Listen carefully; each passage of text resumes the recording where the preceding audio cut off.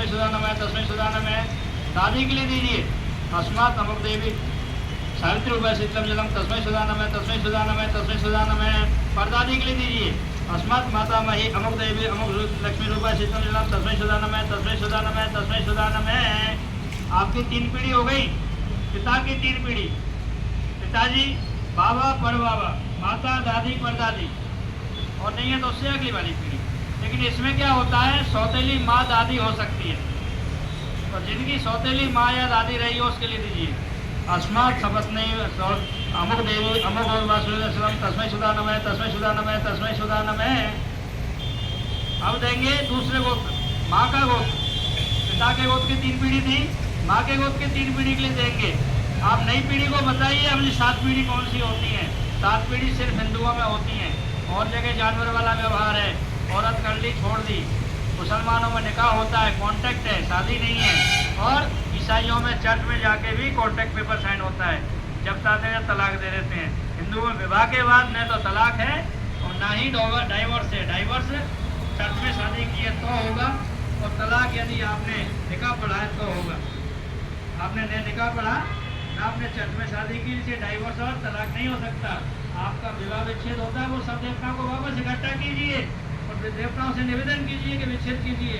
आपकी संभव नहीं है देवताओं को दोबारा इकट्ठा किया जा सके, इसलिए जन्म जन्मांतर का संबंध कहलाता है। हम अगली पीढ़ी को देते हैं। सबसे पहले नाना जी के लिए, जिनके नाना जी चले गए वो दीजिए अस्मात् मातामह अमुक सर्वममुक शीतम जलम तस्मै सुदानमः तस्मै सुदानमः तस्मै सुदानमः। परमाना के लिए अस्मात् सर्वममुक रूपा शीतम जलम तस्मै सुदानमः तस्मै सुदानमः तस्मै सुदानमः। बूढ़े नाना के लिए अस्मात् मातामह अमुक सर्वममुक रूपा शीतम जलम तस्मै सुदानमः तस्मै सुदानमः तस्मै सुदानमः। नानी के लिए अस्मात् मातामह अमुक देवी अमुक लक्ष्मी रूपा शीतम जलम तस्मै सुदानमः तस्मै सुदानमः तस्मै सुदानमः। पर नानी के लिए अस्मात् प्रदामही अमुक देवी अमुक तस्मै सुदानमः तस्मै सुदानमः तस्मै सुदानमः। बूढ़ी नानी के लिए अस्मात् मातामही अमुक सर्वममुक तस्मै सुदानमः तस्मै सुदानमः तस्मै सुदानमः। 3 पीढ़ी हो गई माता की, 3 पीढ़ी हो गई पिता की। अब 7वीं पीढ़ी आपको बताने जा रहा हूँ। आप एक पीढ़ी का निवारा कर लोगे वही बहुत है, एक पीढ़ी का। और अगला युग ऐसा आ रहा है कि 30-32 के बाद ये 7वीं पीढ़ी खत्म हो जाएगी। एक ही शब्द रहेगा जो अंग्रेजी ने दे रखा है, अंकल या आंटी। मौसी है तो आंटी, चाची है तो आंटी, ताई है तो आंटी। हमारे अलग अलग है, माँ एक ही, और वो खत्म हो रहे हैं। एक बेटा और एक बेटी, मौसी कहाँ से आएगी,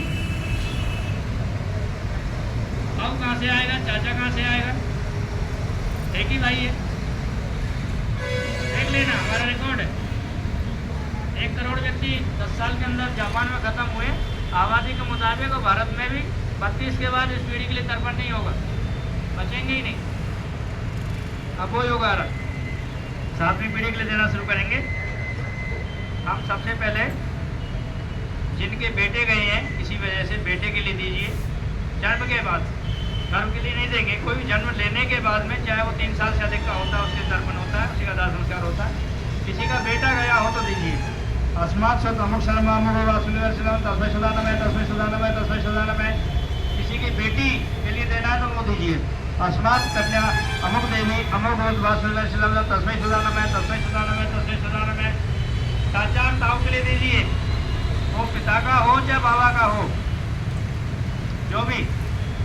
अस्मात् प्रत्यप्य अमुक शर्मा अमुक वासुदेव तस्मै सुदानमः तस्मै सुदानमः तस्मै सुदानमः।